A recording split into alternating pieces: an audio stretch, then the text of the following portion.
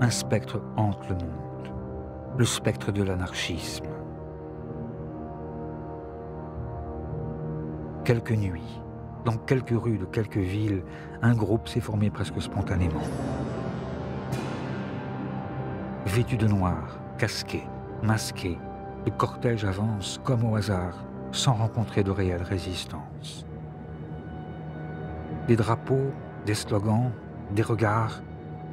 Une caméra tenue par l'un des leurs saisit chaque détail.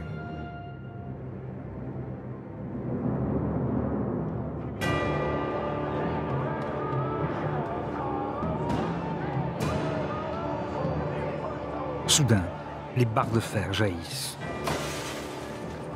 Mais ce jeune homme qui casse une vitrine, cette femme qu'on entend crier, et lui qui va bientôt graffer « Fuck the system » sur un mur, tous ceux-là qui font une émeute comme on allait jadis au Saturnal, devinent-ils qu'ils incarnent aujourd'hui l'autre grande menace pour les polices occidentales? Et en pratiquant ici la propagande par le fait et l'action directe, qu'ils s'inscrivent, parfois sans le savoir, dans l'histoire longue et méconnue de l'anarchisme.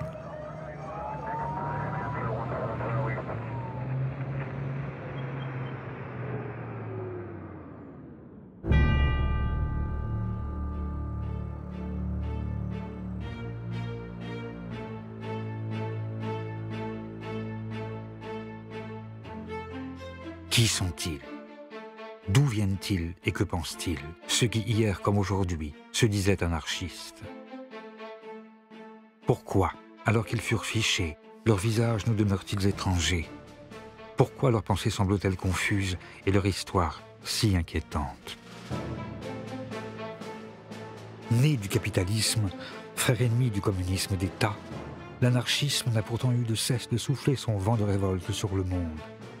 Et si certains libertaires purent se changer en criminels, jouant des revolvers ou faisant parler de la dynamite, on oublie qu'ils furent nombreux à proposer des alternatives et entamer des révolutions sur les 5 continents.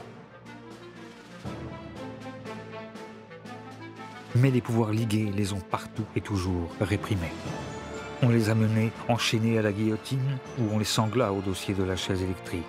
Et le moindre de leurs châtiments ne fut sûrement pas la réduction de leurs gestes à une chronique de faits divers, ni l'effacement de leur victoire dans la mémoire sociale.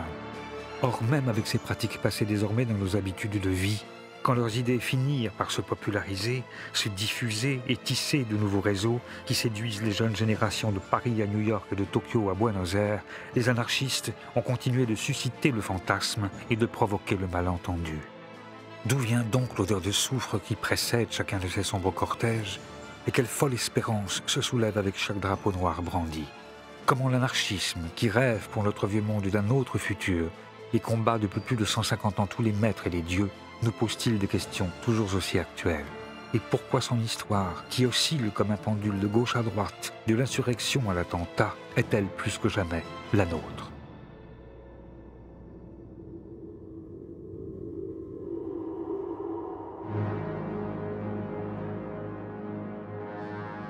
C'est à l'ombre des cheminées des premiers bagnes industriels, dans le cœur encore populaire des cités modernes, au pied des vieux palais changés en nouvelles places financières, que tout a commencé.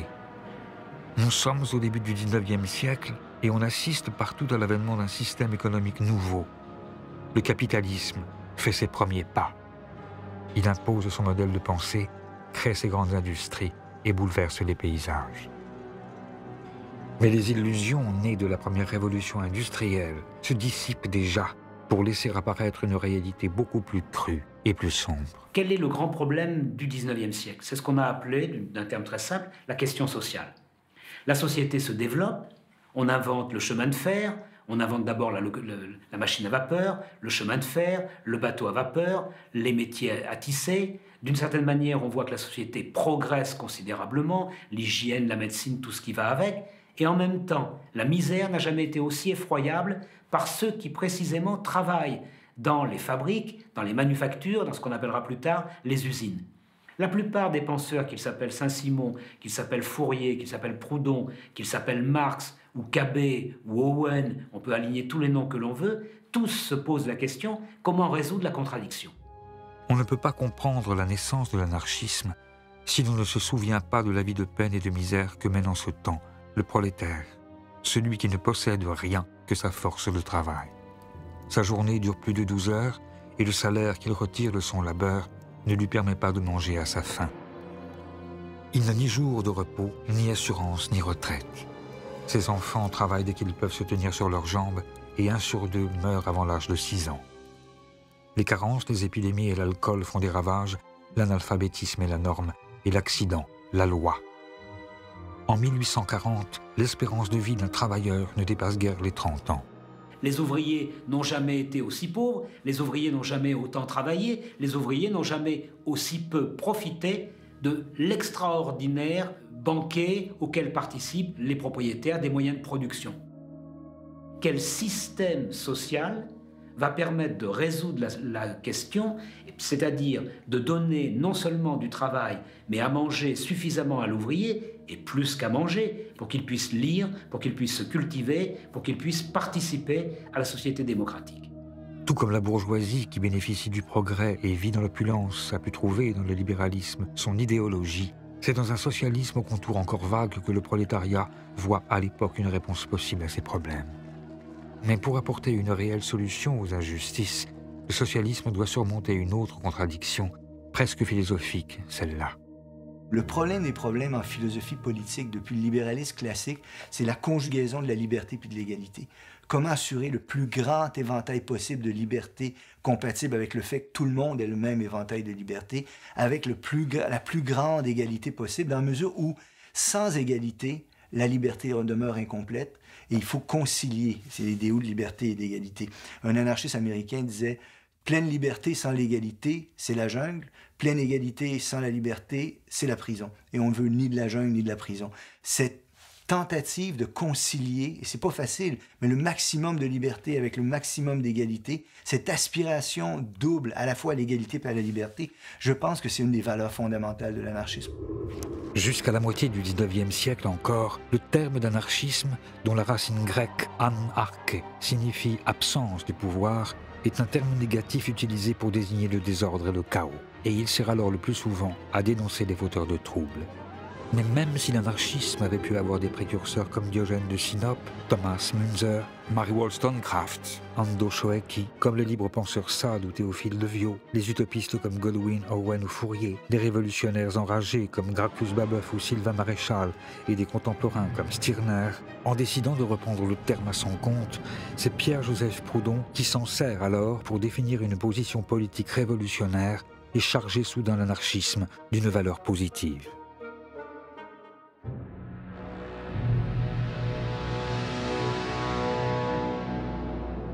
Proudhon, il est né à Besançon, au début du 19e siècle. Et contrairement à la majorité des autres théoriciens socialistes, ou même anarchistes, il est issu d'un milieu d'origine populaire. Et la grande force, et aussi la grande originalité de Proudhon, c'est justement de savoir de ce qu'il parle lorsqu'il dénonce les inégalités sociales ou les injustices sociales. Pierre-Joseph Proudhon, c'est aussi un ouvrier, c'est un typographe qui sait lire et écrire, qui est capable non seulement de composer des textes, non seulement de les rédiger avec une plume, mais de les composer et de faire en sorte que cette pensée se matérialise en devenant un livre. Et c'est cette fascination qu'il va trouver dans son métier de typographe qui va l'amener à rédiger un certain nombre de textes qui vont effectivement circuler dans la France de l'époque. En 1840, Proudhon rédige le mémoire qui le rendra célèbre. Qu'est-ce que la propriété? Si la réponse qu'il apporte à cette question, la propriété c'est le vol, fait aussitôt scandale, c'est la profession de foi qu'il prononce quelques lignes plus bas, qui constitue le véritable acte de naissance de la pensée anarchiste. Une formule paradoxale qui dit déjà presque tout. Eh bien, vous êtes démocrate? Non. Quoi, vous seriez monarchique? Dieu m'en garde. Vous êtes donc aristocrate? Point du tout. Vous voulez un gouvernement mixte? Encore moins. Qu'êtes-vous donc? Je suis anarchiste. Quoique très ami de l'ordre, je suis dans toute la force du terme anarchiste. Au même moment où il va se dire anarchiste, il prononce que la propriété, c'est le vol. Qu'est-ce que ça signifie? Ça signifie qu'il pointe la propriété comme étant le fondement d'un certain ordre social. Et se dire anarchiste, c'est dire je m'en prends au fondement de l'ordre social repéré comme étant la propriété. Proudhon va même encore plus loin, puisque pour lui, il y a une espèce comment dirais-je, de lien étroit entre la domination politique exercée par l'État, la domination économique exercée par le capital et la domination religieuse exercée par l'idée de Dieu. Et donc Proudhon est véritablement le père de l'anarchie, puisque c'est le seul qui relie ensemble ces trois formes de domination, et il pense qu'il faut les détruire en même temps si on veut effectivement changer de structure sociale.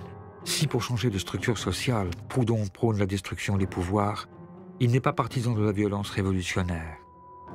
Il imagine plutôt tout un système mutualiste dont sa banque du peuple pourrait être le premier jalon.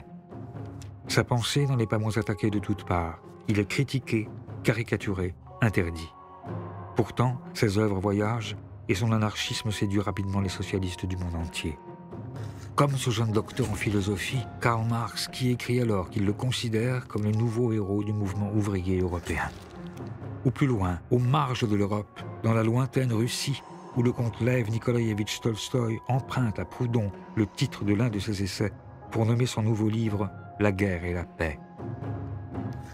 Mais c'est avec Mikhaïl Bakounine, un ancien cadet passé par toutes les prisons d'Europe et plusieurs fois condamné à mort, que l'anarchisme va devenir une pensée, à proprement parler, révolutionnaire.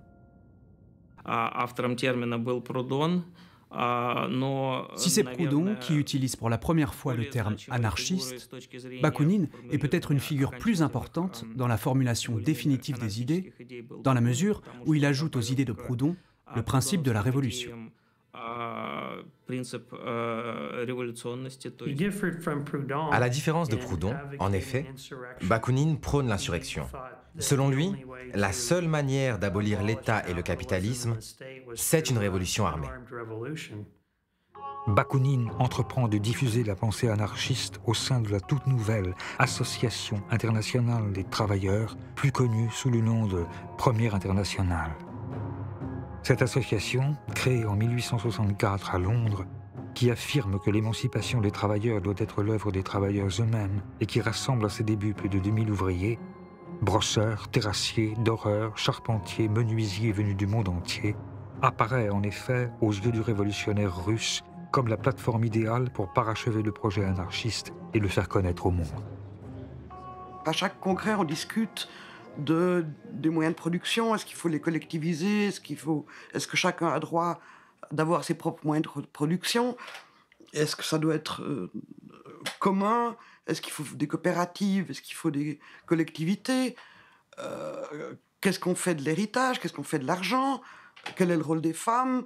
Etc. Enfin, tout un ensemble de problèmes qui a jusque-là jamais été abordé.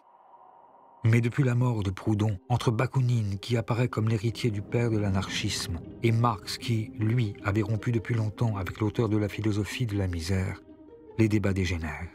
Et leur querelle, autant personnelle que politique, divise bientôt le mouvement socialiste. Trois grands courants émergent. Un courant réformiste, assez minoritaire, qui ne croit pas aux vertus de la révolution.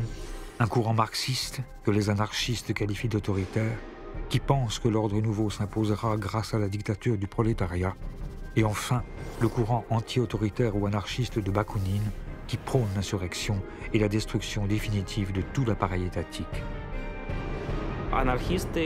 Pour les anarchistes comme pour les marxistes, le communisme est une société sans État, mais les marxistes estiment qu'ils peuvent utiliser l'appareil étatique d'oppression pour construire une société nouvelle, alors que les anarchistes pensent que l'État doit être supprimé dès la révolution sociale, après quoi viendra le communisme.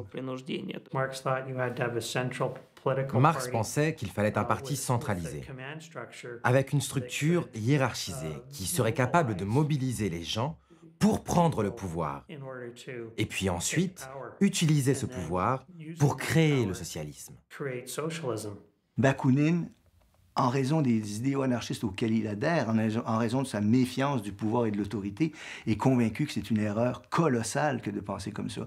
Il a à peu près cette expression « Prenez le plus grand révolutionnaire, mettez-le sur le trône de toutes les Russies, et vous en ferez un tyran dans quelques années.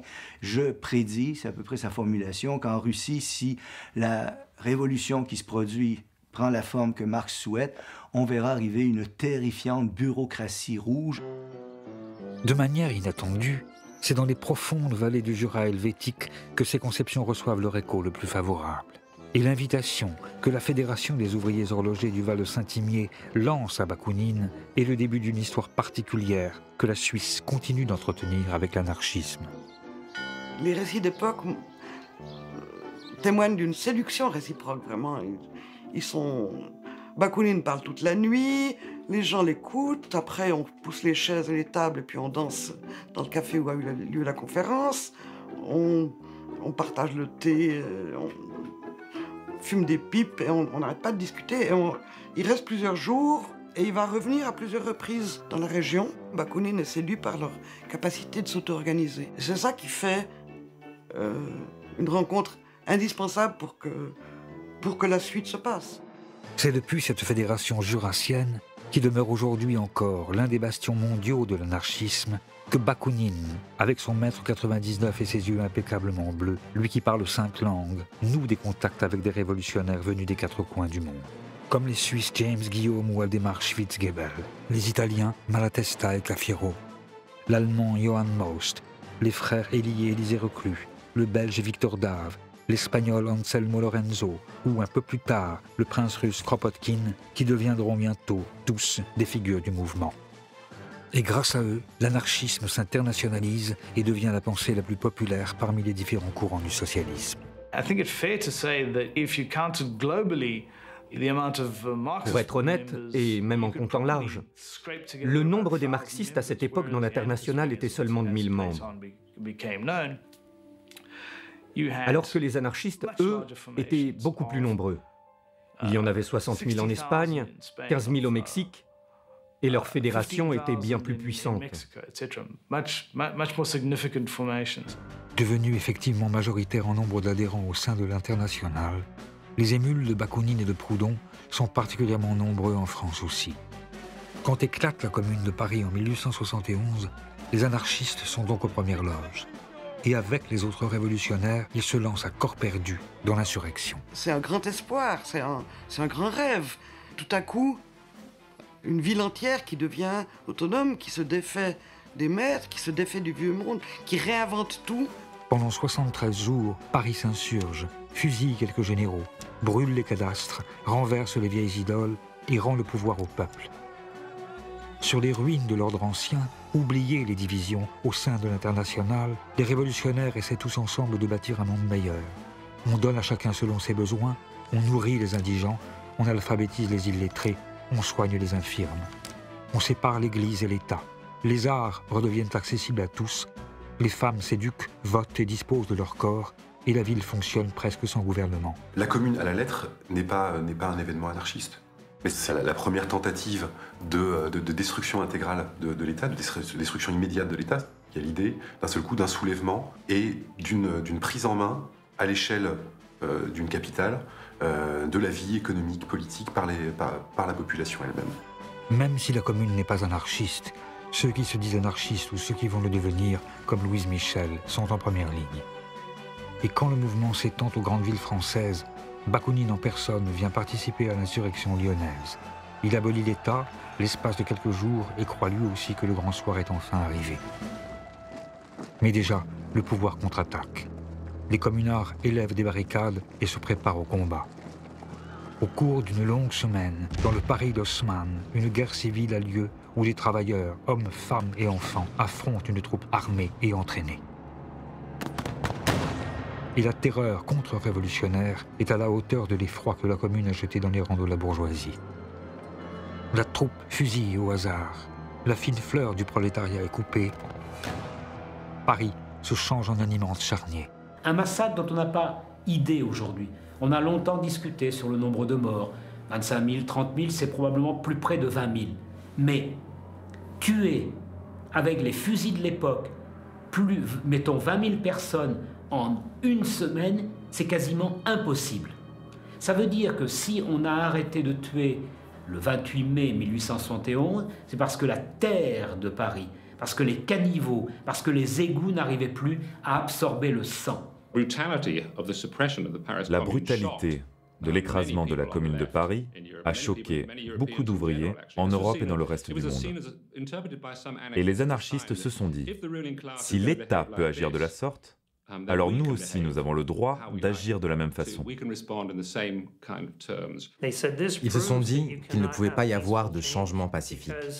Parce que si on agit de manière pacifique, on est massacré, comme ont été massacrés les communards. Si vous êtes pacifiste, on vous exécute.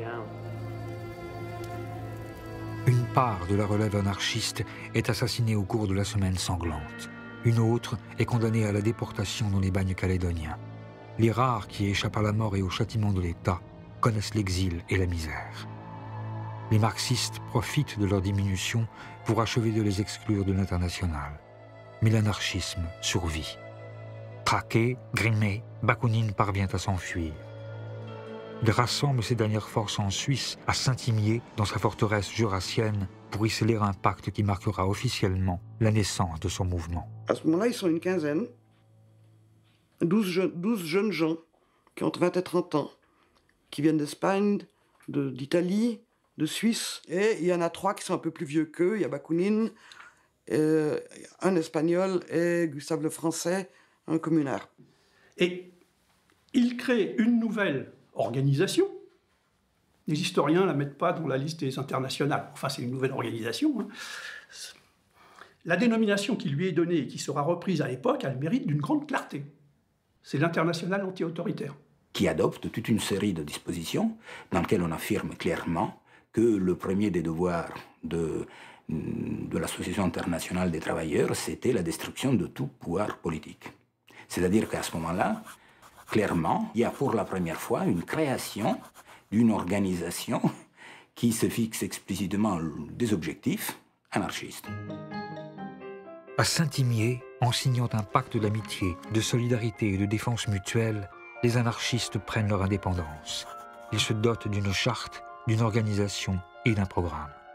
Horizontalité dans l'organisation et anti-autoritarisme, radicalité révolutionnaire et internationalisme, athéisme, liberté de parole et de pensée, égalité de tous et refus du jeu des partis, tous les aspects de la pensée libertaire sont rassemblés ici pour la première fois.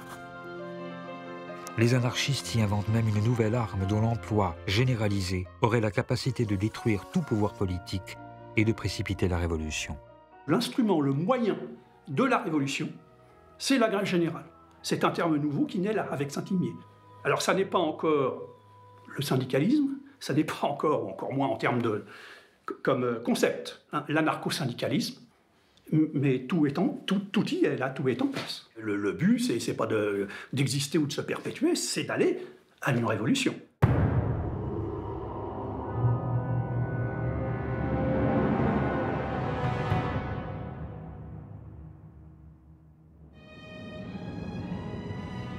C'est dans les jeunes États-Unis d'Amérique que cette arme nouvelle va être utilisée pour la première fois à grande échelle.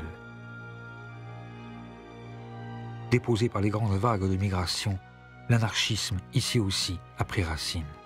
Il a même trouvé, dans ces bataillons de pauvres qui viennent grossir les grands centres industriels du Nord, où le salariat ressemble tant à l'esclavage du Sud, un terreau favorable à son épanouissement. Car au début des années 1880, la guerre civile se prolonge dans des luttes sociales sévèrement réprimées, comme celle des cheminots de Pennsylvanie, où le gouvernement fédéral fait tirer à l'arme lourde sur les travailleurs. Les charges, baïonnettes au canon, font des dizaines de morts. Pour les nouveaux arrivants, le rêve américain se change souvent en long cauchemar. L'histoire générale des émigrants, que ce soit les Italiens, les Allemands ou les Français, est toujours la même. S'ils sont des ouvriers qualifiés, ils ne trouvent que des emplois sous-qualifiés. S'ils sont des ouvriers sous-qualifiés, ils occupent alors les pires emplois. Et tous perdent leurs illusions en arrivant. Ils ne croient plus au système politique qui se prétend alors démocratique et républicain. Ils se rendent compte de toute la corruption. Et donc, nombre de ces immigrants, soudain, se radicalisent. Cette rencontre avec des idées radicales a notamment lieu à Chicago, où nombre de ces immigrés finissent par arriver. L'acier, le béton et la viande réclament des bras. Rongée par la naissante mafia à la solde d'industriels tout-puissants, la ville regorge alors de travailleurs ségrégés, de filles de joie et d'enfants des rues. Elle devient rapidement le foyer de la contestation. Chicago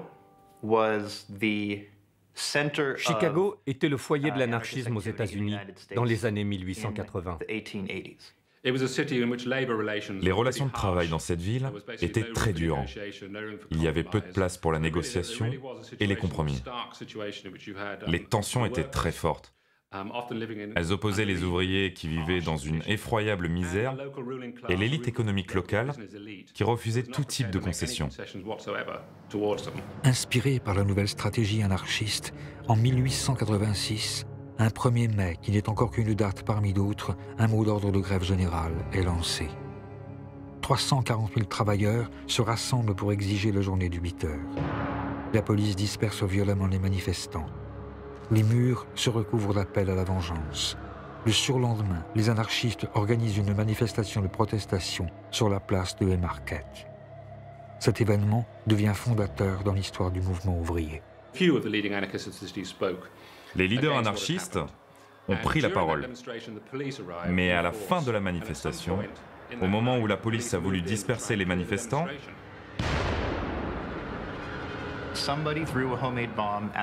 quelqu'un a jeté une bombe. Elle a explosé au milieu des policiers et tué des agents. Il y a un mouvement de foule. La police se met à tirer. Les manifestants répliquent. Les Américains ont l'habitude encore aujourd'hui d'être armés. Mais les autorités, sans aucune preuve, ont considéré que c'étaient les anarchistes qui étaient responsables de ce désordre et de la bombe.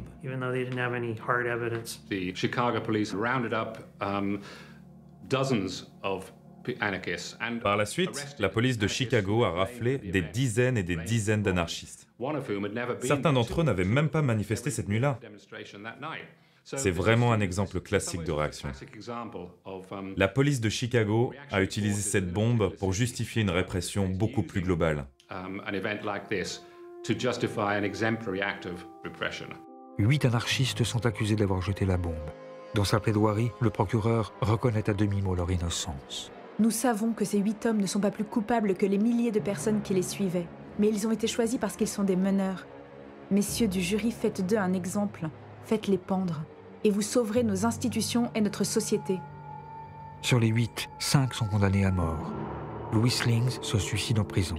Les 4 autres, Auguste Speis, George Engel, Adolf Fischer et Albert Parsons, sont pendus. Ce n'est qu'en 1893 que le gouverneur de l'Illinois a innocenté les anarchistes qui avaient été pendus. Il a confirmé que c'était le chef de la police de Chicago qui avait tout organisé, et même sans doute commandité l'attentat pour justifier la répression qui allait suivre. Ça a provoqué une immense colère, non seulement parmi les anarchistes, mais parmi les humanistes du monde entier. Ce procès avait été inéquitable. Et les anarchistes de Haymarket sont devenus des martyrs pour tous les anarchistes et tous les socialistes. Et par la suite, on pouvait voir leurs portraits partout, dans toutes les organisations ouvrières, non seulement en France, en Grande-Bretagne, mais jusqu'en Amérique latine. Le retentissement mondial de l'affaire d'Haymarket a pour conséquence l'adoption du 1er mai comme journée internationale des travailleurs. Dans les années qui suivent, des manifestations ont lieu partout, emmenées par les anarchistes.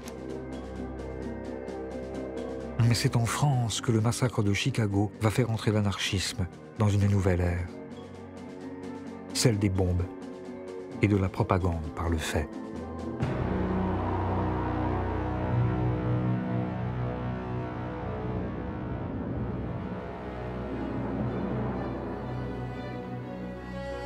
C'est la belle époque. Depuis la Commune, Paris s'est reconstruite et n'a jamais aussi bien porté son surnom de ville lumière et de cité des arrêts de l'amour. Elle est la première place financière, occupe le centre d'un empire colonial en pleine expansion et demeure encore pour quelques années la capitale du monde. La bourgeoisie triomphe et la jeune démocratie enorgueillie peut, en commémoration des 100 ans d'une révolution française déjà vidée de son sens, inviter l'Occident à visiter sa grande exposition universelle. Entre deux palais de la guerre et des industries et une Bastille flambant neuve reconstruite pour l'occasion, les curieux peuvent assister à une remise en scène spectaculaire du massacre des nations indiennes ou se promener nonchalamment dans les allées larges et grillagées des tout nouveaux zoos humains. Ici, le marxisme est encore très minoritaire et l'anarchisme reste le seul mouvement de masse révolutionnaire. Louise Michel, qui est revenue des bagnes calédoniens où elle a été convaincue par les thèses libertaires, multiplie les conférences, organise des manifestations et lui donne même son nouvel emblème. On considère en gros que Louise Michel est l'inventeur du drapeau noir. Lors d'une manifestation des sans-travail à Paris en 1883, Louise Michel va utiliser un chiffon noir, un signe d'emblème. Et elle justifiera son geste lors de son procès. Le drapeau noir, c'est à la fois un drapeau de deuil et un drapeau qui marque la spécificité des anarchistes. En fait, en réalité, les choses sont un petit peu plus compliquées, puisqu'au même moment, on trouve à Lyon un journal qui s'intitule explicitement Le Drapeau Noir. Je crois que c'est le premier qui s'appelle Le Drapeau Noir. Vous avez filmé Le Drapeau Noir. C'est une photocopie. Mais quand même. Mais il y a une chose quand même extrêmement importante qu'il faut savoir, c'est que ce n'est pas parce que Louise Michel arbore son chiffon noir, ce n'est pas parce que le journal de Lyon va s'appeler Le Drapeau Noir que le drapeau noir est immédiatement annexé par les anarchistes. Et donc, dans un premier temps, l'utilisation du drapeau noir reste minoritaire. Le drapeau des anarchistes, c'est le drapeau rouge. Ça ne fait pas plaisir à beaucoup de libertaires ou à beaucoup de marxistes, mais ça, c'est la réalité. L'Internationale, en revanche, la chanson qui deviendra l'hymne du Parti communiste, elle, et que vient d'écrire Eugène Pottier, a été dédiée à l'origine à Gustave Lefrançais, un anarchiste signataire du pacte de Saint-Imier. Chantée alors sur l'air de la Marseillaise, elle reste, aujourd'hui encore, un véritable manifeste libertaire, comme le signale notamment le début du deuxième couplet avec le fameux « Ni Dieu, ni César, ni tribun ».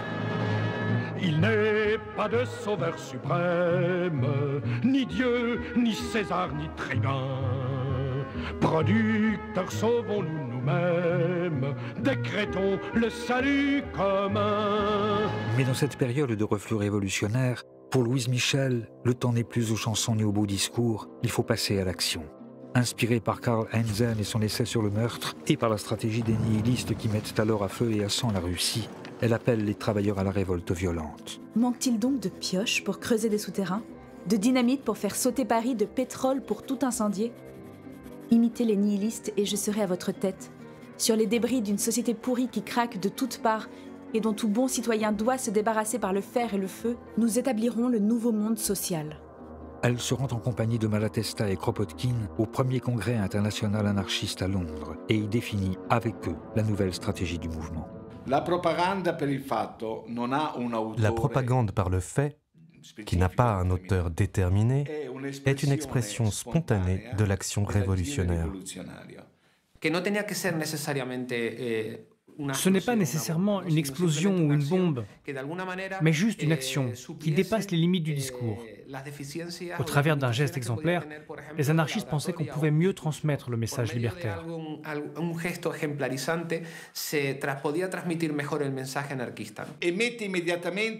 Et puis ça met le révolutionnaire au défi.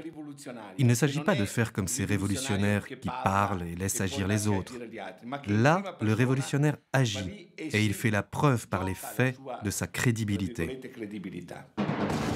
Cette conception selon laquelle une action d'éclat pourrait créer l'étincelle révolutionnaire qui enflammera l'Occident convainc notamment un certain François Königstein, dit Ravachol. Il adhère au mot d'ordre de Louise Michel et Kropotkin, qui sont, avec Malatesta, les nouveaux théoriciens de l'anarchisme et qui ont appelé à la révolte permanente par la parole, par l'écrit, par le poignard ou la dynamite. Ravachol voit lui aussi, dans la toute nouvelle invention de Nobel, l'outil idéal pour détruire le vieux monde. Il se forme à la manipulation de la nitroglycérine et, à la suite de la répression féroce des premières manifestations du 1er mai en France, sa révolte se changeant soudain en fureur, il décide de passer à l'action. Le 1er mai 1891, Les anarchistes décident de faire une journée de lutte, d'action. Pas une journée de défilé ordonné comme c'est devenu de nos jours. Et donc, il y a des échauffourées à Clichy, où les flics tapent sur les anarchistes et les anarchistes tapent sur les flics. Et puis, à Fourmies, dans le Nord, il y a une fusillade contre les femmes et les enfants qui sont devant le cortège. Et il y a plusieurs morts. Et c'est à cause de ça que Ravachol pose des bombes. Comme un symbole, Ravachol place ses bombes artisanales boulevard Saint-Germain et rue de Clichy. Devant les portes des appartements du juge et de l'avocat général qui ont condamné à de lourdes peines de prison 3 manifestants anarchistes, il dépose des valises. Les dégâts sont impressionnants. Ces bombes n'ont tué personne.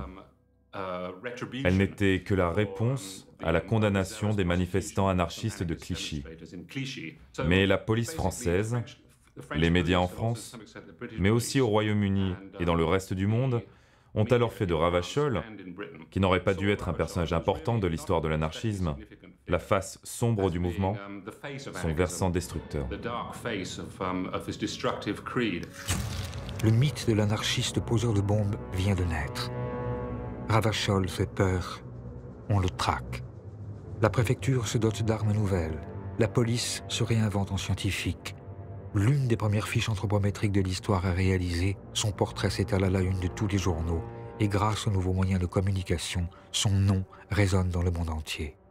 Le Petit Parisien, le Petit Journal, le Journal et le Matin, les 4 journaux qui tirent entre 700 000 et plus d'1 million d'exemplaires par jour, les unes, notamment de leur supplément de Domenico le dimanche, font tout pour faire peur dans les chaumières.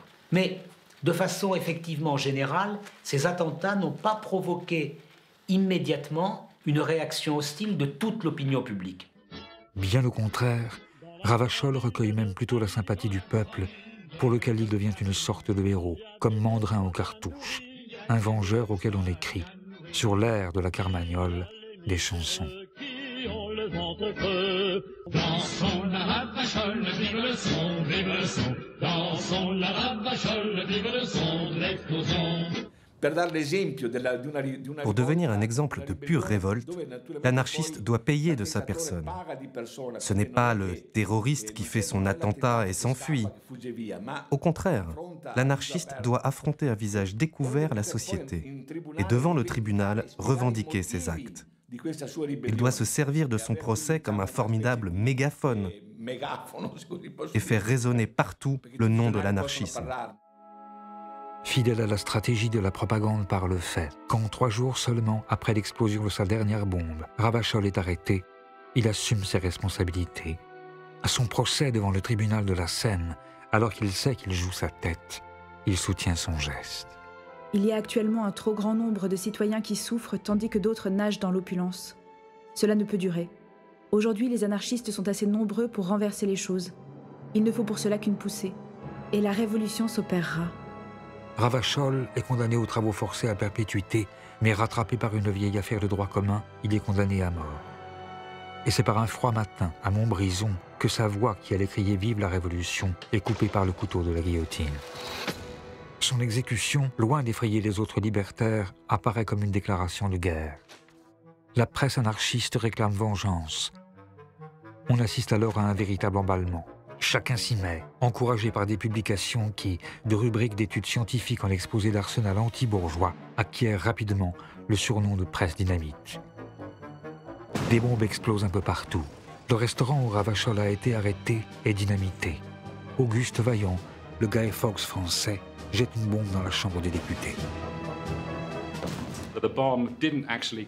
Les bombes de Vaillant, elles non plus n'ont tué personne. Elles ont cassé 3 ongles et fait de légères blessures. Pourtant, même s'il n'a tué personne, on le condamne à la guillotine et Vaillant est exécuté. Et sur sa tombe, on retrouvera des fleurs et même un petit mot qui disait « Vaillant, tu seras vengé ». Dans les jours qui suivent, Léon Léautier attaque aux tranchées. Amédée Powell se fait exploser devant l'église de la Madeleine. Émile Henry fait plusieurs morts en posant des bombes, dont une au hasard dans le restaurant de la gare Saint-Lazare. On dynamite Faubourg Saint-Jacques, rue Saint-Martin, rue de Vaugirard. à Lyon, Angers, Le Havre, Amiens, Marseille. La France prend peur et la stratégie de l'attentat commence à faire débat au sein du petit monde libertaire. Devant l'emballement ravacholiste, des auteurs comme Malatesta, Kropotkin et même Reclus pensent que on est confronté à une forme de dangereuse déviation. C'est-à-dire qu'ils ne peuvent pas accepter que l'on puisse commettre n'importe quel geste, n'importe quel attentat au nom de l'anarchie. Si la stratégie de l'attentat fait débat parmi les révolutionnaires, ce sont des avant-gardes artistiques que viennent les derniers soutiens aux propagandistes par le fait. Après Wagner, Seurat ou Courbet, aux côtés des littérateurs libertaires comme Octave Mirbeau, Georges Darien ou Félix Fénéon, des créateurs comme Alfred Jarry, Pissarro, Rodin, Ibsen, Oscar Wilde, Joseph Conrad, Jack London ou Mallarmé, ils sont nombreux alors à admettre, même ressentir une certaine admiration pour les poseurs de bombes. Je vais d'ailleurs citer au fond un seul d'entre eux, mais pas le moindre, Émile Zola. Il est sensible au fait que ces hommes sont d'une sincérité absolue. On est au cœur du roman, un des romans les moins lus de son œuvre, et pourtant pas le moins intéressant, Paris.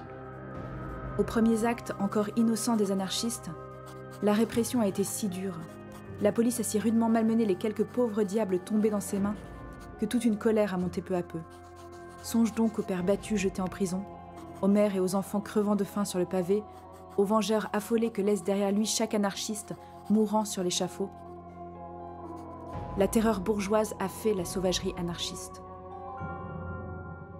Indépendamment de ses soutiens et malgré les critiques, lors de l'exposition coloniale de Lyon, cette escalade dans la violence atteint son apogée à la suite de l'assassinat du président de la République Sadi Carnot par un anarchiste de 20 ans, un jeune boulanger venu d'Italie.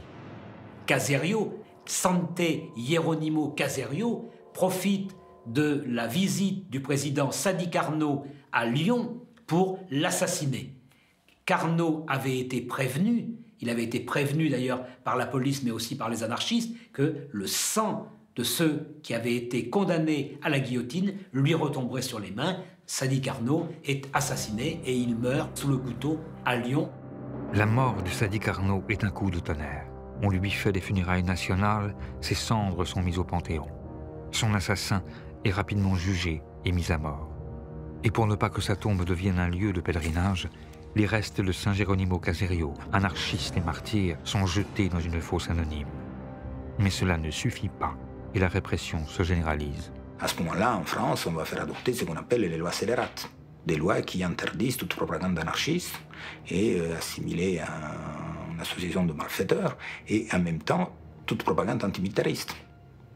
Et donc, il y a une mise en fiche de la quasi-totalité des militants qui est réalisée à ce moment-là, y compris des malheureux qui étaient tout simplement abonnés à telle ou telle revue libertaire. Né à Kharkov, Jean Turin, né à Bordeaux, Cohen, Joseph, Mickey, né à Ferdinand, Gauthier, Jean-Joseph, né à Grenoble, producteur, Grand Didier Alfred, Delors, né à Saint-Denis, Jean-Baptiste, peintre en né à bâtiment. Marvechol, typographe, Martis, en même temps, c'est des informations ahurissantes. Les anarchistes très dangereux, quand on les connaît, c'est un ouvrier horloger du Val de Saint-Imier qui prononce quelquefois des phrases un peu incendiaires, mais qui de nous n'a jamais dit pendez-les tous ou mort aux flics, mort aux vaches. On l'a tous fait. La panique gagne le monde. Les rumeurs les plus folles courent de ministère en consulat. Les anarchistes complotent. Ils sont une menace pour la sécurité des nations. À l'image des États-Unis d'Amérique, les gouvernements se dotent de lois contre le péril noir.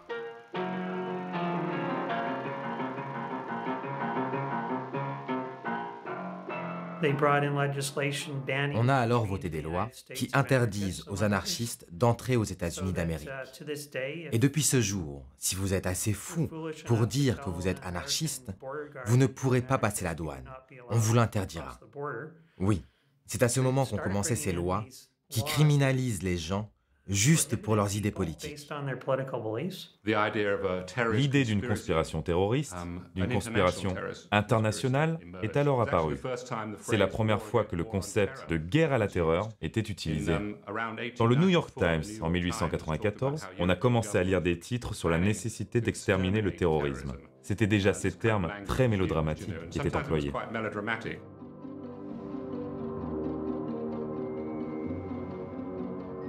Pour faire la guerre à cette internationale noire tout imaginaire, une bien réelle internationale policière se met en place. Les gouvernements de 21 pays organisent la Conférence internationale pour la défense sociale contre les anarchistes, où sont jetées les bases de ce qui deviendra Interpol. À Rome, en 1898, a lieu la conférence anti-anarchiste qui rassemble tous les gouvernements. Parce que tous les gouvernements, les rois, les princes, sont tous terrorisés à l'idée de se faire assassiner par un anarchiste. Mais tout ça ne sert à rien, puisque le 29 juillet 1900, en Italie, le roi Umberto Ier est assassiné par un anarchiste, Gaetano Bresci.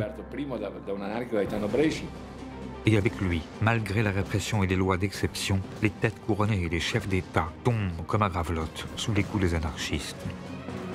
Le tsar de Russie, les présidents d'Uruguay, d'Équateur, du Salvador, en Espagne, le président du Parti conservateur et au Portugal, le roi et le prince héritier sont tués. À Genève, Luigi Lucchini poignarde l'impératrice Élisabeth d'Autriche, plus connue sous le nom de Sissi. À Madrid, le président du Conseil espagnol est assassiné. Et ainsi de suite, jusqu'à la guerre où Alexandros Skinas tue le roi des Grecs et Gavrilo Princip, l'archiduc d'Autriche et sa femme. Mais face à la propagande par le fait des anarchistes, l'État fait de la propagande.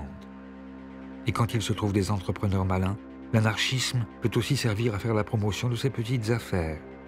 Comme c'est ici le cas d'Edison, qui profite de l'exécution de Leon Tolstoï, l'assassin du président des États-Unis, McKinley, pour promouvoir ses deux nouvelles inventions, le cinéma en 35 mm et la chaise électrique. Ces attentats qui, somme toute, bien sûr, ils ne sont pas marrants, mais ils n'ont pas fait beaucoup de morts. Je pense que la période des attentats en France, elle a fait moins de morts que la révolte des Bagnards aux îles du Salut en 1994, où ils sont tous fait assassiner par les gardiens. En réalité, le nombre de ces attentats n'est pas si élevé. Les historiens s'accordent à dire qu'il y a eu moins de 200 morts dans toute la période de la propagande par le fait. Creo que la sobredimensión que han tenido los atentados anarquistas y los magnicidios. L'exagération qu'on a faite de l'importance des attentats est surtout le fait de la presse, qui voulait faire peur. Et aussi parce qu'il est difficile de faire comprendre les différentes nuances de l'anarchisme. C'était plus simple, pour tout le monde, de ramener tous les types de lutte armée à la seule dénomination de terrorisme. Mais à la fin du 19e siècle, pour les anarchistes, un fait est sûr. La stratégie de l'attentat a montré ses limites. Elle n'a nulle part précipité d'insurrection et a plutôt contribué à décrédibiliser la cause libertaire. Pour les théoriciens, il est urgent de revenir à l'essentiel. À la fin du 19e siècle, beaucoup d'anarchistes, et même ceux qui avaient au départ accepté cette stratégie, ont commencé à rejeter la propagande par le fait et à dire que c'était une stratégie qui ne menait nulle part. C'est notamment le cas d'Enrico Malatesta, qui a dit « Le problème, c'est que ça nous a éloignés des luttes. Là où les anarchistes doivent être, c'est au cœur des luttes sociales. » Et donc, à la fin des années 1890, les anarchistes reviennent dans le mouvement social. Et c'est ainsi que naît le syndicalisme révolutionnaire.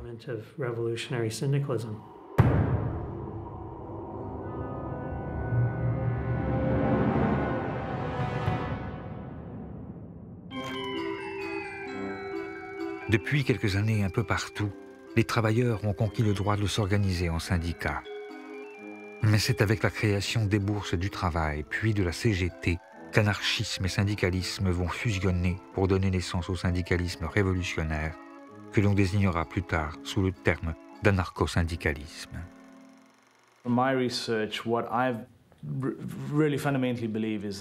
Mes recherches montrent que le syndicalisme est fondamentalement une stratégie anarchiste. Bien sûr, c'est né en dehors du mouvement anarchiste, et c'est quelque chose que les anarchistes ont ensuite adopté. À l'intérieur de cette stratégie, les bourses du travail occupent une place particulière.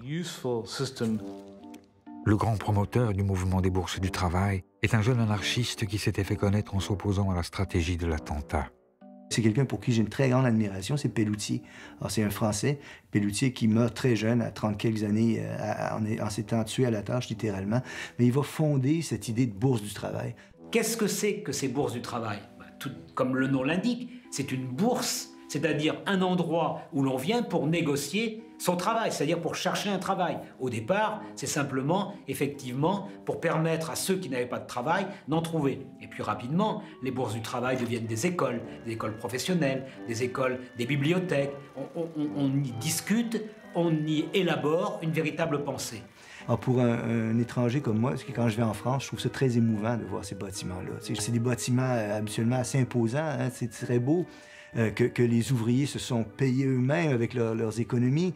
Et dans ces bâtiments-là, il y avait une incarnation des idéaux sociaux, politiques, économiques qu'ils défendaient.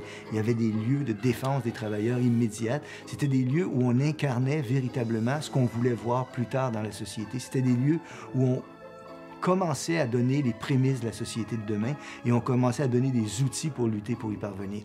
On y trouvait typiquement, on pouvait y trouver un musée du travail, on pouvait y trouver des cours du soir. Il y a des débats, des conférences, des spectacles aussi le dimanche où les ouvriers viennent en famille, des spectacles un peu exigeants, élevés. Enfin, c'est vraiment des foyers d'éducation populaire. Donner à l'ouvrier la science de son malheur, la formule de Pelloutier. Il y a encore une fois cette idée que la situation objective, elle est connaissable. On peut la connaître, et si on donne les informations pertinentes aux gens qui sont concernés, ils comprendront la situation dans laquelle ils se trouvent et ils seront vraisemblablement intéressés à la transformer, cette situation-là. Donc c'est cette idée que la connaissance du monde est un préalable à la volonté de le transformer. On retrouve cette idée-là chez les anarchistes, on retrouve cette idée-là chez Pelloutier. Le nombre de bourses du travail explose. Sous la pression des travailleurs, les villes se dotent de palais du peuple. On en compte près d'une centaine au début du siècle. Elle fusionne avec la CGT qui regroupe alors des milliers de syndiqués. S'ils ne sont pas tous libertaires, loin s'en faut, ils se donnent pour secrétaire aux fédérations Émile Pouget, un anarchiste consommé qui considère lui aussi que c'est le syndicat et non le parti politique qui doit avoir un rôle central, stratégique et révolutionnaire. C'est l'âge d'or, au fond, du mouvement syndical. On est bien dans le syndicalisme d'action directe, dans ce que je préférerais appeler même le syndicalisme autosuffisant. Il n'y a pas besoin de relais politique. Il n'y a pas à distinguer ce qui relève du politique avec des élections, avec des partis qui, par le vote, obtiendraient un certain nombre de réformes, et puis le syndicat qui se contenterait au fond des réformettes ou des petites mesures qui ne concernent que les travailleurs de telle usine. Non. Le syndicalisme doit être capable de rebattre toutes les cartes et de changer radicalement la société.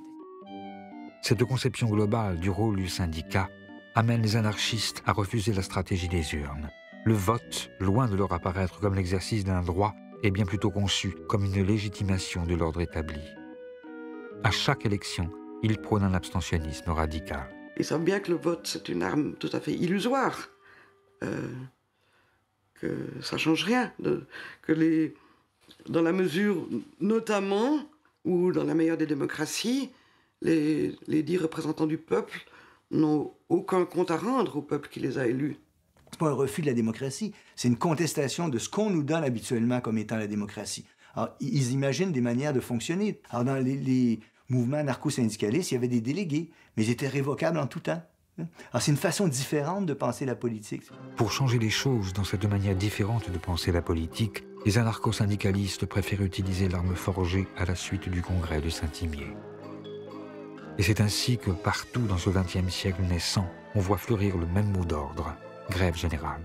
L'idée peut paraître simpliste vue d'aujourd'hui, mais elle est en même temps révolutionnaire. Si toutes les usines s'arrêtent de travailler, comment les capitalistes pourront-ils continuer à toucher leurs capitaux, à toucher leurs dividendes, puisqu'il n'y aura plus rien? Et si tout le monde en même temps fait la grève, ça suppose pour certains l'économie de l'insurrection. La société s'écroulera d'elle-même sans qu'il soit besoin d'une violence extrême, puisque la bourgeoisie ne pourra pas faire front. Ce sera déjà la société sans État, puisque l'État n'aura plus de raison d'être. C'est pas l'idée, au fond, de tuer ou de mettre en prison les bourgeois, les capitalistes. C'est les tuer dans leur essence de capitalistes. S'il n'y a plus de capitaux produits, il n'y a plus de capitalistes. En revanche, le capitalisme, lui, tue. Comme à Courrières en 1906, où a lieu l'une des plus grandes catastrophes de l'histoire ouvrière. À la suite d'un coup de grisou et d'un coup de poussier, les mines s'enflamment. Afin de préserver le gisement de charbon, les propriétaires bouchent la mine. Plus de 1500 mineurs sont pris au piège des flammes, des gaz et de l'obscurité. Seuls 24 en reviendront. Aussitôt, les mineurs se mettent en grève. Les femmes en tête réclament justice. Les anarchistes sont en première ligne. Clémenceau, qui vient d'être nommé ministre de l'Intérieur, envoie la troupe. 20 000 soldats chargent les manifestants. En réponse, pour le 1er mai 1906, les syndicalistes libertaires de la CGT exigent la journée de 8 heures et appellent à la grève générale.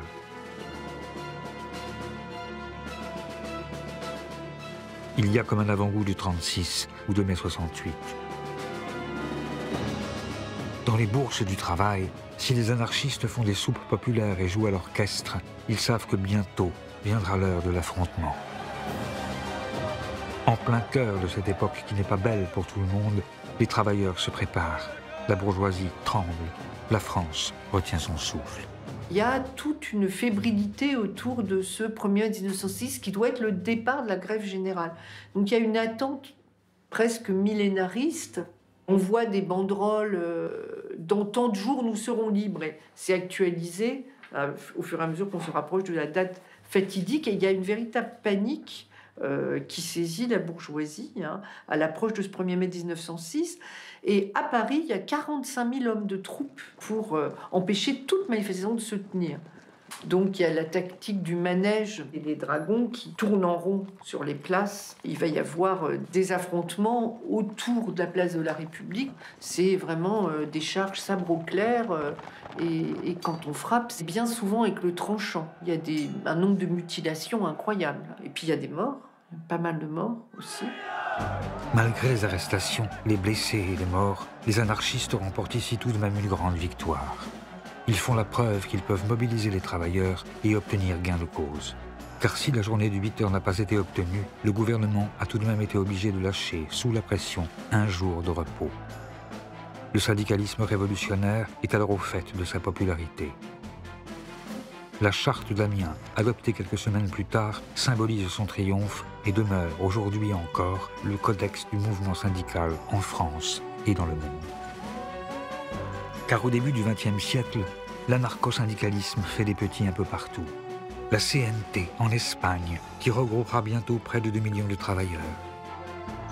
La FORA, qui structurera la vie politique argentine jusque dans les années 50, ou encore les IWW aux États-Unis d'Amérique, qui prennent pour emblème un chat noir et un sabot que les ouvriers français glissaient dans les machines pour les casser, et qui, dans de très nombreuses langues, formera l'étymologie du mot sabotage. Si vous prenez une carte du monde, alors vous verrez que le mouvement anarcho-syndicaliste s'est développé dans toute l'Amérique latine et dans toute l'Europe. Si l'on parle d'une présence certes minoritaire, mais avec une influence énorme, alors vous trouverez l'Europe de l'Est, l'Afrique du Nord et jusqu'en Extrême-Orient. Le syndicalisme révolutionnaire s'est implanté aussitôt dans le monde entier, surtout dans les pays capitalistes industrialisés. Avec ces organisations qui voient le jour tout autour du monde et leurs publications qui tirent dans toutes les langues, le courant syndicaliste révolutionnaire parvient à toucher des franges de la population jusqu'alors négligées par les autres courants politiques. Et grâce à elle, l'anarchisme étend son influence et accroît sa force d'impact. Au fur et à mesure de l'implantation des syndicats anarchistes, ceux-ci se dotaient toujours de sections féminines. Ce ne sont pas des ghettos, car ces sections féminines étaient vraiment aux avant-postes de la Révolution. Et je crois que c'est important de comprendre ça, car les femmes jouaient alors un rôle de pionnier. Et ces sections féminines devenaient aussitôt, en quelque sorte, des avant-gardes révolutionnaires. Esclaves entre tous les prolétaires, ce sont effectivement des femmes qui mènent ces luttes syndicales et ouvrent pour l'anarchisme de nouveaux fronts. Le mouvement libertaire devient ainsi, en ce temps où les femmes n'ont pas le droit de vote, ni celui d'avoir un compte en banque, le seul mouvement révolutionnaire à avoir des figures féminines de premier plan. On se souvient de Louise Michel, la communarde réprouvée devenue héroïne populaire, et d'Emma Goldman, l'émigrée russe surnommée la femme la plus dangereuse d'Amérique. Mais il y a encore Voltairine Leclerc, dont le talent littéraire n'aura d'égal que le foisonnement de la pensée, Leda Raffanelli, la militante convertie à l'islam et figure marquante de l'anticolonialisme au Proche-Orient, ou Virginia Bolton, qui, avec le sous-titre « Ni Dieu, ni Maître, ni Marie », publie le premier journal féministe de l'histoire. Sans oublier Lucy Parsons, dont l'époux accusé à Haymarket avait été l'un des 5 martyrs de Chicago et qui, née esclave, deviendra l'une des premières militantes de la cause noire. Connues et reconnues, ces femmes qui remplissent des salles sur leur seul nom sont admirées par les sympathisants anarchistes et craintes par les pouvoirs établis, qui n'hésitent pas à les enfermer, à les déporter et même à les exécuter, comme ce fut le cas de Kano Sugako, journaliste féministe et martyre japonaise, qui finira pendue au crépuscule du soir après avoir été accusée à tort de haute trahison. Mais en dépit de la participation de ces personnalités, le syndicalisme révolutionnaire n'en finit pas moins par montrer ses limites. Et Malatesta, encore lui, s'en inquiète qu'il le voit devenir un mouvement légalitaire dans lequel les anarchistes semblent avoir oublié ce qu'ils sont et ce pourquoi ils luttent. Ce que Malatesta critique alors, c'est ce syndicalisme apolitique, de ventre mou, qui n'ose pas contester le pouvoir. Un syndicalisme qui jette la confusion et veut juste perdurer, qui n'admet pas que son objectif final doit être la destruction de tout pouvoir politique. Désespérant de l'action collective, mais aussi victime d'une répression disproportionnée, de nombreux révolutionnaires préfèrent alors se détourner des organisations pour créer, après l'insurrectionnalisme et l'anarcho-syndicalisme, le dernier grand courant du mouvement anarchiste, l'individualisme.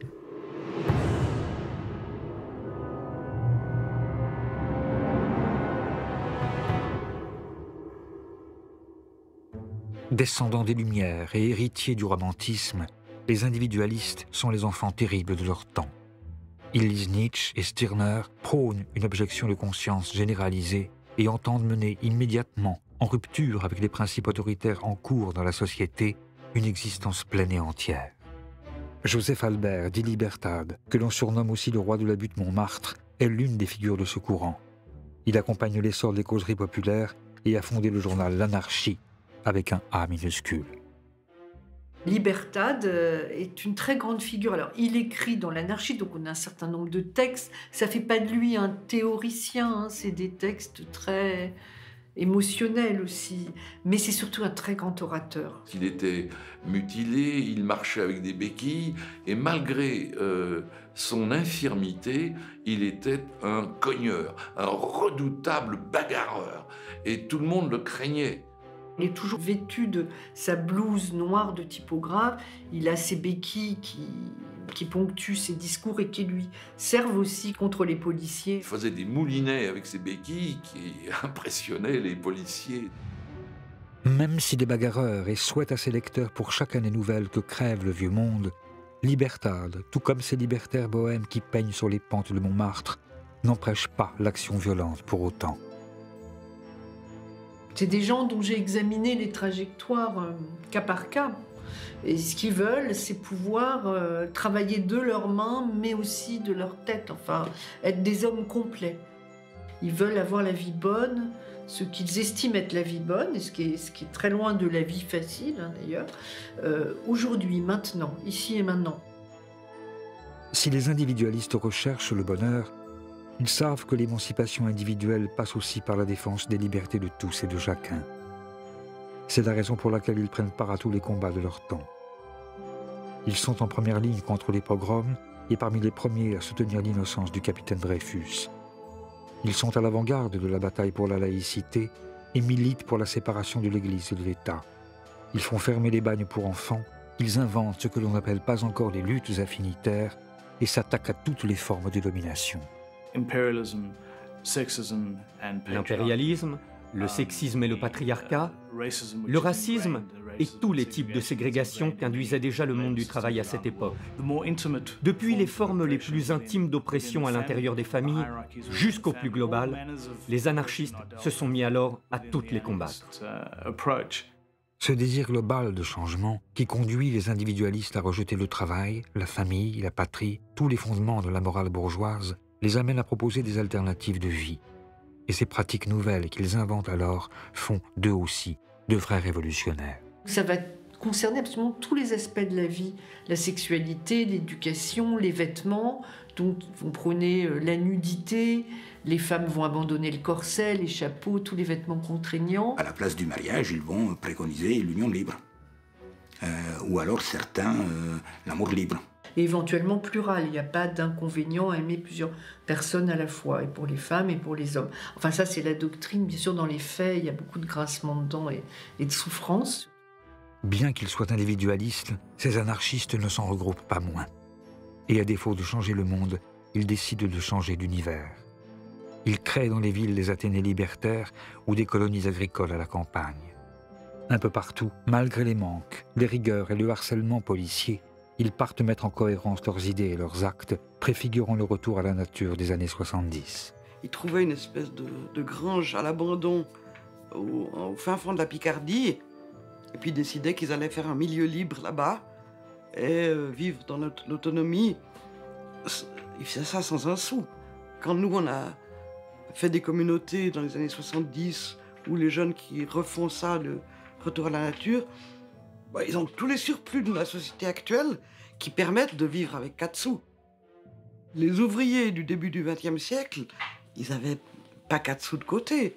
Et quand ils étaient au chômage, ils n'avaient rien. Quand ils étaient malades, ils touchaient rien. Donc ils partaient avec rien.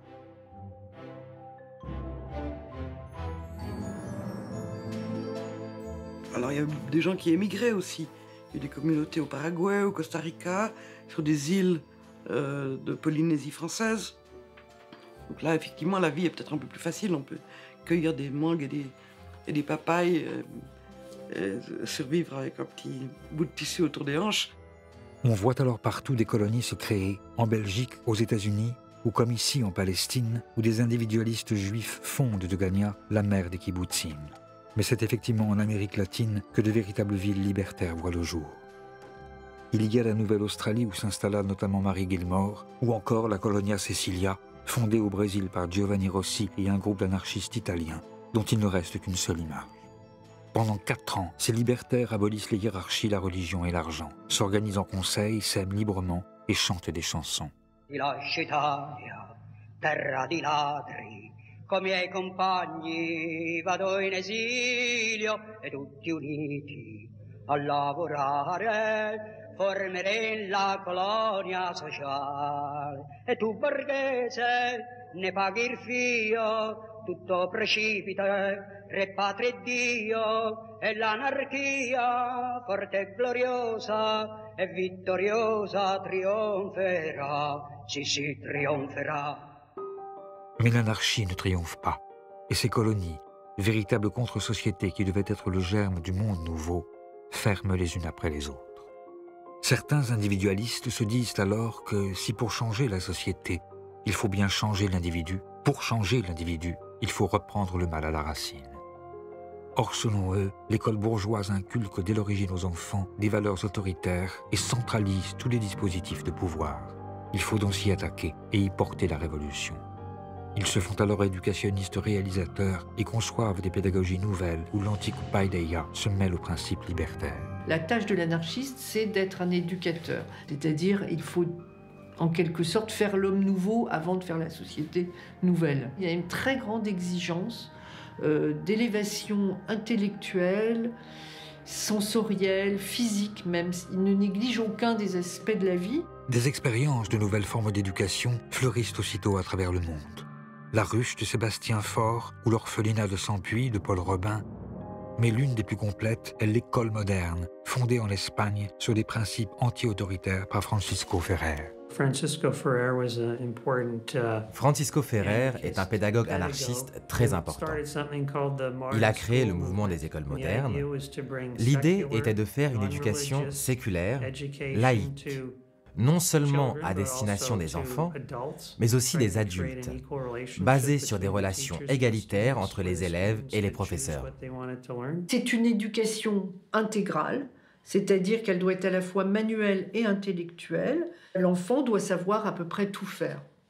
Elle est fondée exclusivement sur l'usage de la raison, c'est-à-dire on ne veut rien imposer à l'enfant de l'extérieur.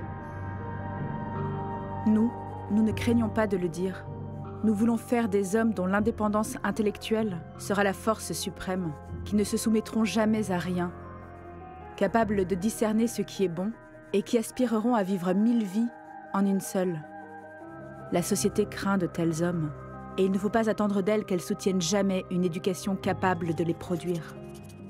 C'est ça qui est fascinant quand on lit les anarchistes sur l'éducation, et à mon avis, c'est parmi les rares théoriciens de l'éducation qui sont conscients de ça, ils se méfient d'eux-mêmes.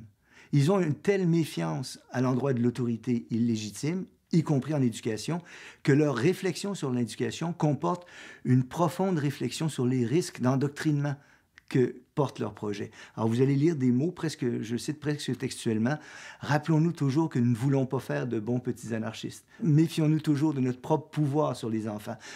Nous tentons de faire des hommes libres. Il se pourrait qu'ils pensent autre chose que nous plus tard. C'est à ça qu'on reconnaîtra qu'on a véritablement fait des hommes libres. » Ces écoles laïques et libertaires, où les enfants posent en cagoule, suscitent bien sûr le fantasme, et leur succès inquiète autant le clergé que la bourgeoisie. Il faut arrêter au plus vite Francisco Ferrer, leur fondateur qui s'est pourtant toujours opposé à toute forme de violence. Une occasion est trouvée au cours de la semaine tragique de Barcelone de l'inculper à tort. Il est très vite visé par la répression, qui en 1909 l'accuse d'avoir fomenté la grève générale de Barcelone et le condamne à mort.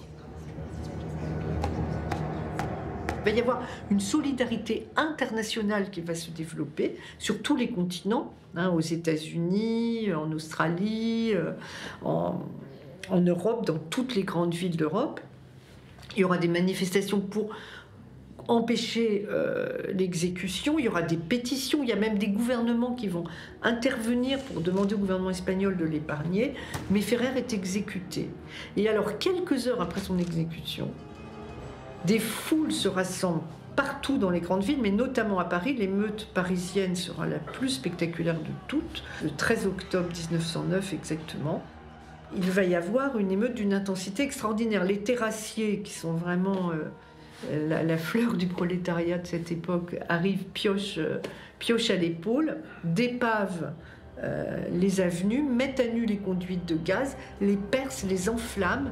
Paris est transformé en brasier.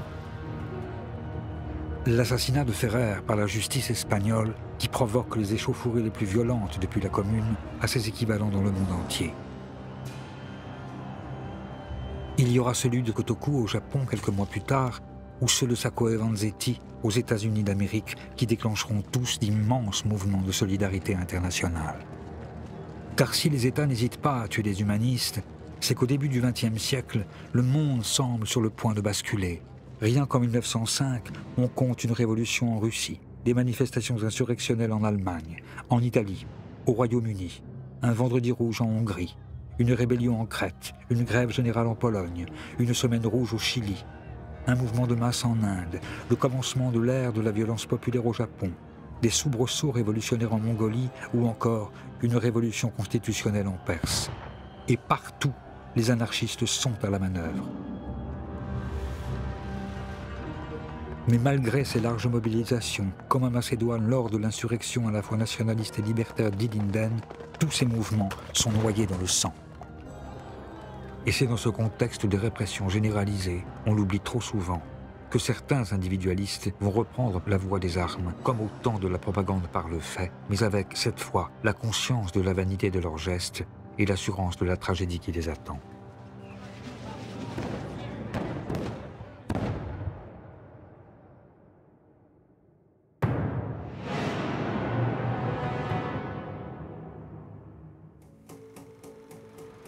Au début des années 1910, tout semblait pourtant aller pour le mieux dans le meilleur des mondes libertaires possibles.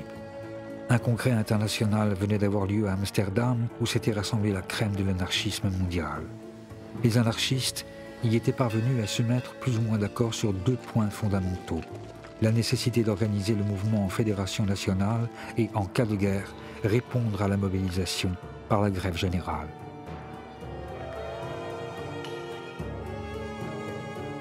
Au Mexique, une révolution, la première de ce XXe siècle naissant, venait d'éclater avec ses accents libertaires qui ravivaient les espérances révolutionnaires. Kropotkin s'enflammait et apportait un soutien sans réserve à l'insurrection paysanne. Emma Goldman se lançait dans une vaste collecte de fonds et les libertaires, en France, pouvaient s'exclamer « Quel exemple! Quel splendide prélude pour l'émancipation générale !»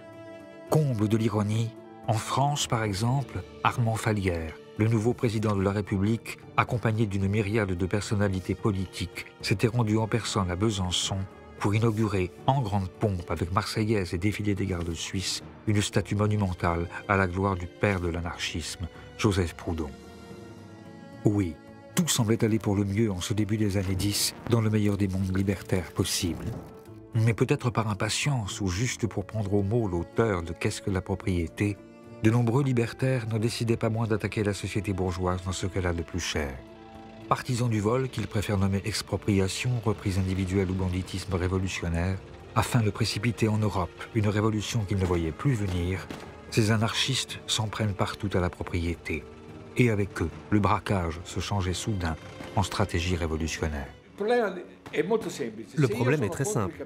Si je suis un révolutionnaire opposé au capitalisme, pour quel mystérieux motif est-ce que je n'attaquerai pas une banque? Pourquoi ne pas exproprier la banque pour financer la révolution? Après, on peut discuter des méthodes. Je ne parle pas de tuer la petite vieille qui attend au guichet. Je parle d'un assaut radical du capitalisme sous la forme d'une attaque de banque. Aux yeux d'un révolutionnaire, ça n'a rien de scandaleux. Entre parenthèses, même Staline le faisait. Tous les révolutionnaires s'y mettent en effet, mais ce sont les anarchistes qui systématisent ces tactiques et associent momentanément leur nom au plus grand braquage de l'époque. Il y aura Buenaventura Durruti, le plus grand terroriste d'Espagne, avant de devenir le leader de la révolution anarchiste en Catalogne, qui met à sac, avec les Solidarios, une partie de l'Europe et de l'Amérique latine. Il y aura Severino Di Giovanni, l'ennemi public numéro 1 argentin, qui réalisera le vol le plus important jusqu'alors de l'histoire de son pays. Il y a en Ukraine Nestor Makhno, qui, au sein de l'Union des laboureurs pauvres, exproprie et redistribue les biens confisqués. Mais en France, c'est Marius Jacob, qui œuvre au sein de la bande des travailleurs de la nuit, qui marque alors les esprits. Le plus pittoresque, le plus intéressant, c'est sans doute Marius Jacob. Il a créé une petite bande, n'est-ce pas, de cambrioleurs qui avait pour but de voler les exploiteurs du peuple, les parasites de la société, c'est-à-dire qu'ils choisissaient leur cible, ils ne volaient pas n'importe qui, mais avant tout les militaires, les prêtres, les magistrats et les grands propriétaires. Dans la mesure du possible, sans violence aucune, et même avec une certaine élégance, puisqu'il peut laisser des petits messages ironiques à destination de ceux qu'il a cambriolés. Oui, je vous ai volé un mouchoir de poche d'une valeur de 250 francs. Un mouchoir de 250 francs. N'est-ce pas une insulte à la misère ? Marius Jacob, l'anarchiste cambrioleur, qui, bien qu'ayant commis plus de 500 cambriolages, gardait pour lui juste de quoi vivre, servira de modèle à Maurice Leblanc pour concevoir son personnage d'Arsène Lupin. Mais l'État, qui veut envoyer un message aux anarchistes tentés par l'illégalisme, l'arrête et, malgré ses bons mots, lui applique un châtiment exemplaire. Lui qui n'avait jamais versé le sang est condamné à la guillotine sèche des travaux forcés à perpétuité au bagne de Guyane. Pour les bandits révolutionnaires, le signal est clair. Puisque le pouvoir envoie à la mort même des innocents, il vaut mieux tuer avant que d'être tué. En 1911, c'est à Londres que se déroule la première grande confrontation entre bandits révolutionnaires et forces de l'ordre. Pendant plusieurs heures, au cours de ce que l'histoire de l'anarchisme a retenu sous le nom de bataille de Stepney, un siège a lieu au 100 Sydney Street. À l'aube, le quartier est entièrement bouclé. Deux anarchistes retranchés dans une petite maison opposent une résistance farouche à plus de 800 policiers et membres de la garde écossaise. Les opérations sont dirigées par le ministre de l'Intérieur, un certain Winston Churchill, que l'on voit ici à gauche, en haute forme. Ne parvenant pas à les déloger, Churchill fait donner l'artillerie et incendie la maison. Les deux révolutionnaires meurent brûlés vifs. Les actualités ont envoyé leurs caméras et une foule considérable s'est massée pour assister au spectacle. Mais était-il ici, parmi les curieux, ce jeune mécanicien dont la légende dit qu'il était à l'époque le chauffeur à Londres de Conan Doyle? Un fait est sûr, c'est en revenant en France l'année suivante qu'il décide de passer à l'action en formant une bande dont le nom va bientôt faire trembler l'Europe, la bande à Bonneau. Les bandits tragiques, je préfère cette appellation, parce que premièrement, c'est pas une bande soumise à l'autorité d'un chef, et si chef il y avait, je vois pas pourquoi ce serait Bonneau plus qu'un autre. Ils sont des militants anarchistes, des militants individualistes, convaincus, avec un passé de lutte derrière eux, comme le jeune Octave Garnier, par exemple, qui a été emprisonné à la suite d'une grève de terrassiers, durement frappé par la police, et qui a trouvé dans l'individualisme ce qu'il cherchait, finalement. Austères doctrinaires, dont la vie est exemplaire, ces hommes ignorent le tabac, l'alcool, le jeu et le bordel. Ils fréquentent le journal L'Anarchie, dirigé par Victor Serge. Mais c'est grâce à leur connaissance de la mécanique qu'ils vont d'abord entrer dans l'histoire en étant les premiers à utiliser la voiture pour commettre leur braquage. Leurs prises sont bien maigres et ne permettent pas de financer la révolution. Mais leurs attaques se caractérisent par une violence indiscriminée. Sur leur passage, le nombre de morts explose. Leurs têtes sont mises à prix. La presse offre une prime de 100 000 francs à qui permettra leur capture. Les toutes nouvelles brigades du Tigre se mettent à leur trousse. Mais loin d'avoir peur, les bandits défient la société. Et Octave Garnier va même jusqu'à écrire aux responsables de la 3e brigade, dite brigade des anarchistes. Je sais que cela aura une fin. Dans la lutte qui s'est engagée entre le formidable arsenal dont dispose la société et moi, je sais que je serai vaincu. Je serai le plus faible. Mais j'espère vous faire payer cher votre victoire. Ils savaient qu'ils étaient condamnés à mort, ils se savaient condamnés. C'est un acte parfaitement désespéré. Ils l'acceptaient. Absolument. Absolument. Dans tout ce qu'on lit, on ne remarque aucun symptôme de peur, on ne remarque aucun début de fuite, enfin rien du tout. Rien. Ils ont dit, nous attaquons la société. Elle est assez horrible. Je crois qu'ils n'avaient pas mal de raison de la considérer comme horrible à cette époque-là. Nous l'attaquons. Nous l'attaquons et nous irons, enfin tranquillement, ils disaient toujours, mais nous irons, c'est la guillotine qui nous attend, ou la mort, enfin peu importe. Ils le savaient. C'est assez extraordinaire. Mais malgré l'admiration relative et ultérieure qu'aura pour eux Jacques Brel, qui interprétera dans un film paru en 1968 l'un des membres de la bande à Bonneau, la geste des bandits tragiques s'achève le 28 avril 1912 dans la proche banlieue de Paris. Ça se termine par un siège qui oppose des hommes seuls à une troupe d'1 millier d'hommes, hein, avec 10 000 spectateurs autour, d'ailleurs, venus assister à la lie de ces hommes traqués. Ils se battent comme des lions jusqu'au bout, toute la nuit, comme la petite chef de M. Seguin avec le loup, avec aucune chance de s'en tirer, et ils le savent. Hein. C'est ça qui fait d'eux, je dirais, des sortes de propagandistes par le fait.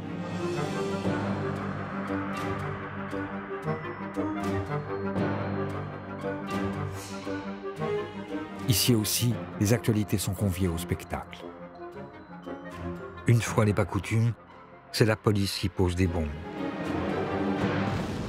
Les opérations terminées, les corps des anarchistes sont exposés comme autant de trophées de chasse. Cette affaire marque les esprits et signe momentanément la fin du banditisme révolutionnaire en France. Bonneau, comme nombre d'illégalistes, devient peu à peu une figure controversée, tantôt rejetée, tantôt réintégrée dans la mémoire anarchiste au gré des périodes et des nécessités. Plutôt que de considérer les gestes de la bande à Bonneau comme étant un véritable mouvement de protestation, si on veut, moi personnellement, je pencherais plutôt pour l'hypothèse que c'est la manifestation d'un échec.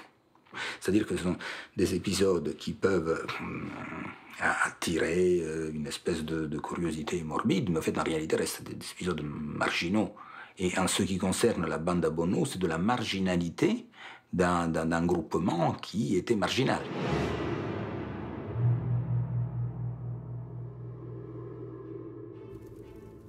Le battage médiatique fait autour de la bande à Bonneau permet surtout à l'époque de disqualifier le mouvement anarchiste dans ses efforts pour empêcher la guerre. Car devant les démonstrations de masse que firent les libertaires aux côtés des autres socialistes, par exemple ici, au Pré Saint-Gervais près de Paris, ou avec la Semaine rouge d'Ancône en Italie, où Malatesta était parvenu à étendre la grève générale aux marches en Romagne et jusqu'en Toscane, les impérialismes craignaient plus que tout que les travailleurs du monde parviennent à s'entendre. Ils avaient réactivé les lois scélérates et rempli des fichiers, comme en France, le sinistre carnet B, dans lequel étaient répertoriés les noms des révolutionnaires qui devaient être arrêtés en cas de conflit. Mais grâce à la peur fabriquée avec l'affaire des bandits tragiques et devant le choc provoqué par l'assassinat à Sarajevo de l'archiduc François Ferdinand, l'État n'avait pas eu besoin d'y recourir. Et avec la mort de Jean Jaurès, même des figures de l'anarchisme comme Kropotkin finissaient par se rallier à l'Union sacrée. Les affiches des libertaires appelant à la désertion pouvaient désormais se recouvrir des appels à la mobilisation générale. Et c'est ainsi, alors que commençait un massacre d'une ampleur inimaginable, qui fera bien plus de morts que toute la Révolution, pendant que les travailleurs tombaient par millions et que les mutins mouraient seuls devant les pelotons d'exécution, que les paroles de Malatesta ou d'Emma Goldman, restés fidèles à leur idéal, purent se perdre pour un temps dans le bruit de la mitraille. Le rôle des anarchistes est de continuer à proclamer qu'il n'y a qu'une seule guerre, celle qui, dans tous les pays, est menée par les opprimés contre les oppresseurs. Notre rôle, c'est de montrer aux hommes la générosité, la grandeur et la beauté de l'idéal anarchiste, la justice sociale réalisée par l'organisation libre des producteurs, la guerre et le militarisme à jamais supprimés, la liberté entière conquise par la destruction totale de l'État et de ses organismes de coercition. Vive l'anarchie! Car notre sang bleu est noir, notre drapeau rouge est noir, notre étoile jaune est noire, notre vie en rose est noire. Oui, notre sang bleu